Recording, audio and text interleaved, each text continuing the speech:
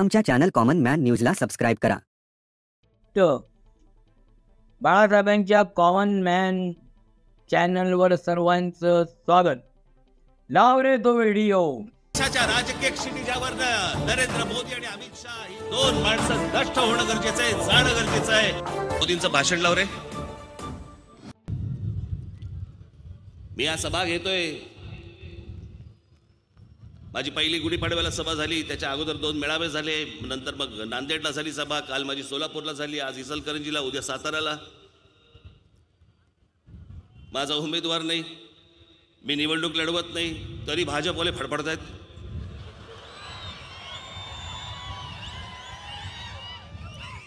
निवडणूक आयोगाकडे तक्रार करतायत.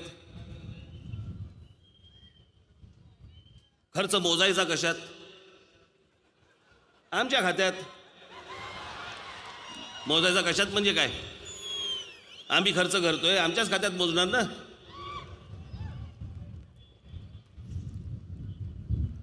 त्याला समजत नाहीये उत्तरं कशी द्यायची आहेत, काय उत्तर द्यायची. राज ठाकरे जे प्रश्न विचारतोय, राज ठाकरे ज्या क्लिप्स दाखवतोय, याची उत्तरं काय द्यायची आहेत हे भाजपवाल्यांना कोणालाही समजत नाहीये. कारण त्यांना अपेक्षाच नव्हती अशा गोष्टींची, की जुनं काहीतरी मी उकरून काढीन. आणि हे जे मी करतोय ना बाबांनो, मी तुम्हाला खरंच सांगतो की या गोष्टीमुळे या देशामध्ये याच्या पुढे भविष्यात एक गोष्ट निश्चित होईल, की या देशामधला कोणताही राजकारणी ज्यावेळेला तुमच्या समोर उभा राहील त्यावेळेला तो खोटं बोलणार नाही. तुम्हाला फोकटची स्वप्न दाखवणार नाही, खोटं बोलून तुमची मतं मिळवण्याचा प्रयत्न करणार नाही. कारण जर समजा ती गोष्ट त्यांनी केली तर 5 वर्षानंतर अशाच क्लिप्स दिसणार.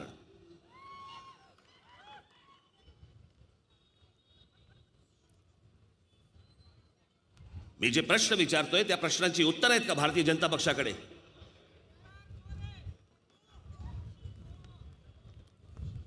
या देशाची लोकशाही संकटामध्ये घातली.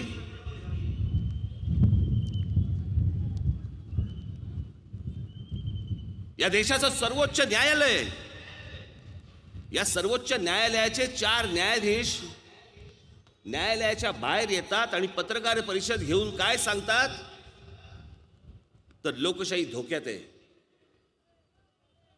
1947 साली या देशाला स्वातंत्र्य मिळाल्यापासून आजपर्यंत, या क्षणापर्यंत असा प्रकार कधी आजपर्यंत देशाने पाहिला नव्हता, की सर्वोच्च न्यायालयाचे 4 न्यायाधीश बाहेर येऊन पत्रकारांसमोर येत आहेत आणि बोलतायत की लोकशाही धोक्यात आहे. कोणत्या विषयामध्ये होता? कोणत्या विषयामध्ये ते बोलले लोकशाही धोक्यात आहे?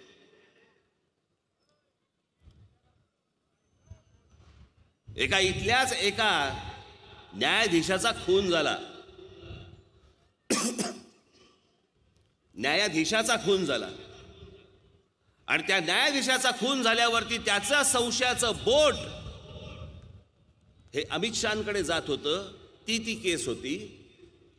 ती ज्यावेळेला सुप्रीम कोर्टामध्ये हा सगळा विषय ज्यावेळेला आला, ज्यावेळेला त्यांच्यावरती दडपणं यायला लागली, त्यावेळेला ते 4 न्यायाधीश रस्त्यावरती आले. देशाच्या इतिहासामध्ये असं आजपर्यंत कधी घडलेलं नव्हतं.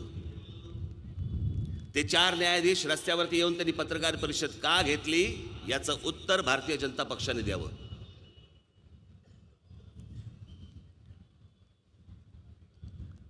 Reserve bank of India, RBI, या आरबीआयचे 2 गव्हर्नर, सरकारचं आमच्यावरती प्रेशर येत आहे, सरकार नको त्या गोष्टी आम्हाला करायला सांगतंय, म्हणून या देशाच्या आरबीआयचे 2 गव्हर्नर राजीनामे देतात की आम्हाला नाही काम करायचंय, आम्ही राजीनामे देऊन मोकळे होतोय, आम्हाला तुमचं हे परवडत नाही, या गोष्टी तुम्ही ज्या सांगताय त्या आम्ही करणार नाही. ज्या आजपर्यंत या देशाच्या इतिहासामध्ये कधी घडलेलं नव्हतं. एक रघुराम राजन आणि दुसरे काय त्यांचं नाव, उर्जित पटेल, या दोघांनी राजीनामे दिले.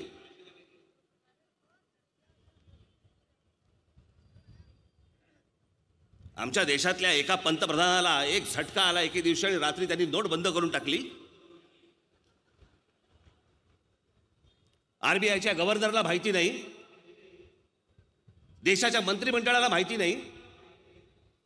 अख्ख्या मंत्रिमंडळाला एका रूम मध्ये बंद करून ठेवलं, मोबाईल फोन काढून घेतले. पंतप्रधानांनी बाहेर जाऊन देशाला संबोधून सांगितलं आजपासून नोटा बंद. काय काय असं काय झालं? अशी कोणती गोष्ट होती? तो सर्वानुमते निर्णय का घेता येत नव्हता? आरबीआयच्या गव्हर्नरना तुम्ही विश्वासात का नाही घेतलात? या देशामधल्या नोटा बंद करायचा निर्णय तुम्ही एके रात्री घेता.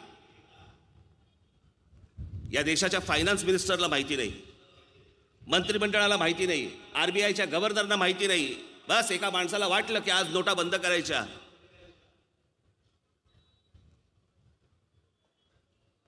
त्यावेळेला या देशामध्ये जवळपास किती 14 का 16 लाख कोटी रुपये देशाचे फिरत होते तुमच्याकडे. एक रात्री बंद करून टाकले. का? म्हणे काळा पैसा आणायचा आहे. काळा पैसा आणायचा आहे? तुमच्या हातामध्ये देश आहे, तुमच्या हातामध्ये ईडी आहे, तुमच्या हातामध्ये इन्कम टॅक्स आहे, तुमच्या हातामध्ये सगळी गोष्ट तुमच्या हातामध्ये असताना तुम्हाला माहित नाही काळा पैसा कोणाकडे आहे, काळा पैसा कुठे आहे?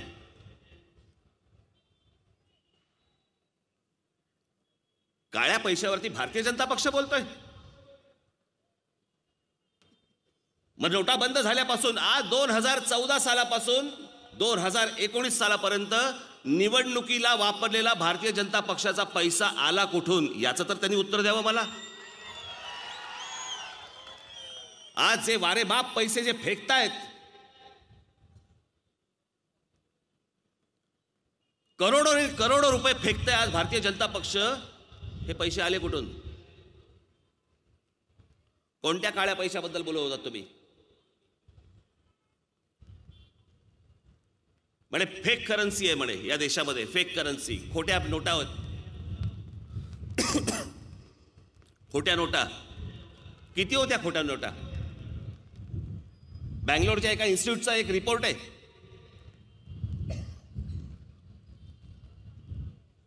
500 का 800 कोटीच्या म्हणे खोट्या नोटा होत्या. 500-800 कोटीच्या खोट्या नोटांसाठी तुम्ही 16 लाख कोटी रुपये बंद करून टाकलेत.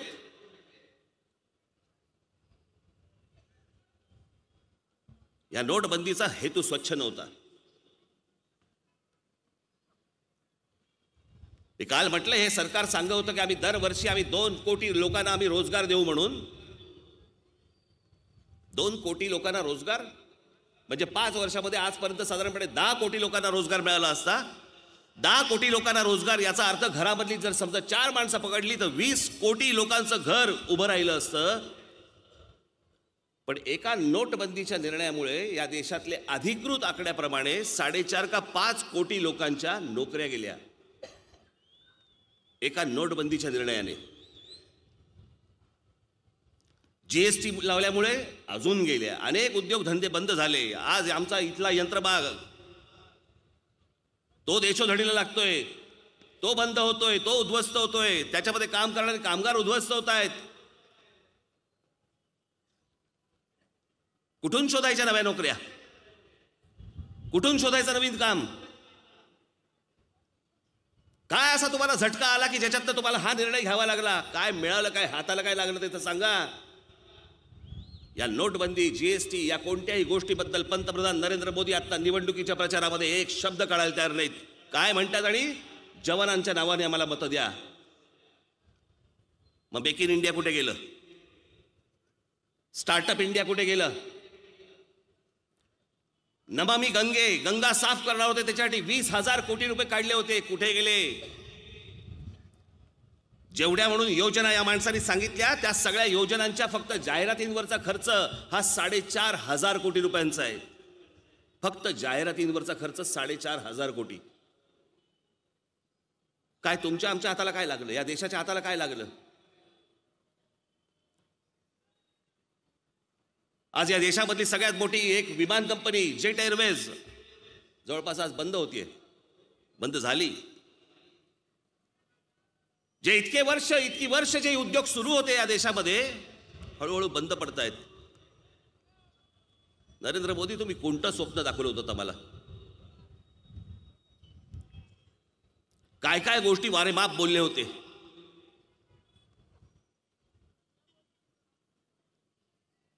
परदेशातला पैसा म्हणे मी इथे आणणार आहे आणि प्रत्येकाच्या खात्यामध्ये 15-15 लाख रुपये टाकणार आहे. हसू नका या गोष्टींना. ज्या वेळेला एक जबाबदार व्यक्ती, या देशाची जबाबदार व्यक्ती ज्यावेळेला तुम्हाला सांगते, या देशातल्या नागरिकांना सांगते की मी तो काळा पैसा बाहेरून आणीन आणि तुमच्या प्रत्येकाच्या खात्यामध्ये 15-15 लाख रुपये टाकीन, देशाच्या 125 कोटी लोकांच्या, 125 कोटी सोडा, त्याच्या अर्ध्या लोकांच्या जरी टाकले, येणार कसे आहेत पैसे? एक 2 का 3 वर्षापूर्वीची गोष्ट सांगतो तुम्हाला मी. माझ्याकडे एक पत्रकार आहेत मुंबईमधले, ते माझ्याकडे एक व्यक्ती घेऊन आले. ती व्यक्ती इंग्लंडमध्ये राहते, लंडनमध्ये राहते, मराठी व्यक्ती आहे आणि स्वित्झर्लंडमधल्या ज्या काही बँका आहेत, या बँकांच्या सगळ्या बँकांची मिळून आत्ता एक काहीतरी वेगळी बँक झाली, UBS का काहीतरी अशा प्रकारची काहीतरी बँक झाली आहे. म्हणजे सगळ्यांची मिळून एक काहीतरी संस्था झाली आहे. त्या संस्थेत ती व्यक्ती काम करते.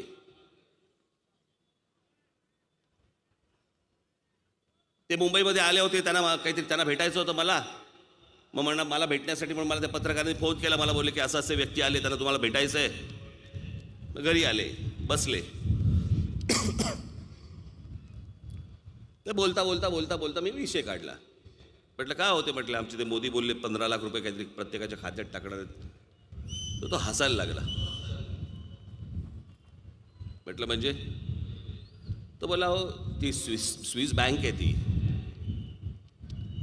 तो तिथलाच नागरिक आहे, जरी मराठी असला तरी नागरिक तिथलाच आहे. तो बोला हो आम्ही धंदा करायला बसलोय, लोकांचे परत पैसे करायला नाही द्यायला नाही बसलोय. उद्या म्हणे आम्हाला अमेरिकेने जरी सांगितलं की आम्हाला या प्रकारचे पैसे परत करा, आम्ही अमेरिकेलाही देऊ शकत नाही, देणार नाही. भारत तर खूप लांबची गोष्ट राहिली. मग असल्या कोणत्याही गोष्टींची कल्पना नसताना नरेंद्र मोदींनी या देशाला खोटं स्वप्न का दाखवलं की तुमच्या खात्यामध्ये, प्रत्येकाच्या खात्यामध्ये मी 15-15 लाख रुपये टाकीन? ते काही लोकांसमोर बोलताना ते काय बोलले आहेत हे बाबांनो, मी तुम्हाला खरंच सांगतोय, हा विषय, ही निवडणूक अत्यंत गंभीर निवडणूक आहे. हा हसण्यावारी नेण्याचा विषय राहिलेला नाही या देशामध्ये.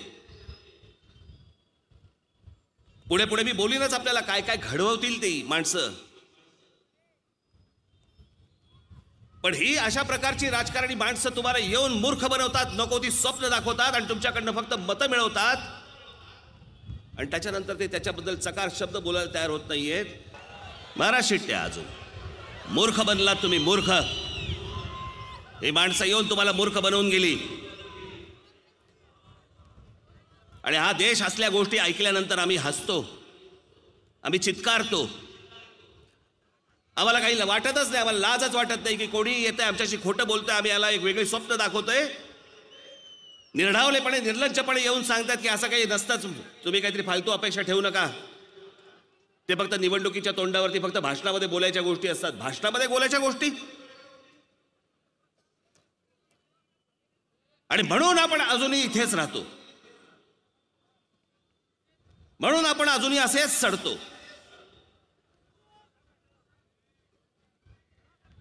मी इतकं खोटं बोलणारा पंतप्रधान मी माझ्या आयुष्यात आजपर्यंत कधीही बघितलेलं नाही. हे व्हिडिओ बघितले, हे आपल्या राज साहेबांचं कर्तृत्व आहे. आणि आज पहिल्यांदाच मी सांगतो, मागे पण एका माझ्या व्हिडिओमध्ये सांगितलेलं आहे की दाढी वाढू नये म्हणून कोणी धर्मवीर आनंदीगे साहेब होत नाही, त्याचे बाळासाहेबांची स्टाईल मारणं म्हणून कोणी बाळासाहेब होत नाही. बाळासाहेबांच्या जीवनामध्ये कधीही एक आणीबाणी सोडली, ती पण का तर संपूर्ण संघटना म्हणजे लाखो शिवसैनिकांना वाचवण्यासाठी म्हणून त्यांनी इंदिरा गांधींना पाठिंबा बिनशर्त दिलं. अशी परिस्थिती तर आज मनसेवर नाही आहे. मग मनसेवर आलेली नाही पण ते इडी फिडी सगळी लागलेली आहेत. कोहिनूर हिरा चमकलेला आहे. कोहिनूर हिरा चमकल्यामुळे आज सगळं झालेलं आहे. म्हणजे चिन्हाची आम्ही तडजोड करणार नाही. अहो, इंजिन तुमचं इथून तिथे फिरलंय. तुम्ही झेंडा बेरंगी रंगी तो बदललाय. विचार तुमचे होते महाराष्ट्रासाठी, मराठी माणसासाठी, ते बदललेत. आणि त्याच्यानंतर हिंदुत्वचं काय त्याच्यामध्ये अर्थच नाही. अहो, तुमच्याकडे मनसे सुरू केली त्यावेळेस मला खरोखर वाटलं होतं की काहीतरी असेल. मुस्लिम किती होते, इतर जाती धर्माचे किती लोक होते. मग अचानक तुम्ही जे काय इंजिनची दिशा बदलली ती कोणामुळे बदलली? कारण बाळासाहेब तर म्हणायचे भविष्य बघू नका, आताच्या रेषा बघू नका, आपल्यामध्ये हिंमत असली पाहिजे. मग हे इंजिन का बदललं? कुठलं भविष्य बदललं? आणि तुमचा रंगी बेरंगी झेंडा का बदलला? विचार का बदलले? हे सगळं केलंय तो तुम्ही. टोलचं तर काय विचारूच नका. 1 महिना तुम्ही काय ते लावणार होते कॅमेरे. अहो, तो सगळा हिशोब माझ्या मोबाईलवर पण येतो. त्याच्यासाठी कॅमेरे काय लावायला पाहिजे. पण मग काय केलं? 1 महिना लावले आणि पुढे काय झालं याचा तरी हिशोब द्या. आणि बिनशर्त तिकडे तुम्हाला 14 तास रखडत ठेवलं. आतमध्ये काय झालं मी सांगतो ना. आतमध्ये तुम्हाला सांगितलं जा महाराष्ट्रात आणि फडणवीसांची काय आहे ते ठरवा. तुमचं सगळं झालं इकडनं तिकडे, हे नाही ते नाही ते नाही. पण फक्त इडी फिडीने मारली तुमची बरोबर आणि तुम्ही झाले सरळ आणि बिनशर्त पाठिंबा देऊन मोठे घमंडीने बोलतायत. राजसाहेब, तुम्ही ज्यावेळेस बाळासाहेबांना सोडून बाहेर निघाले तेव्हा 3 जानेवारी 2007 साली मिड डेमध्ये आलेले बघा. हे सगळ्यांनी बघा. त्याच वेळेस मी माझ्या नावाने प्रचंड प्रमाणात पोस्टर्स पण लावले होते, सगळीकडे लावले आणि जवळजवळ 1.5 लाख रंगीत पत्रकं वाटलेली आहेत. तेव्हाच सांगितले काय होतास तू, काय झालास तू, हे सगळं महाराष्ट्राने बघा.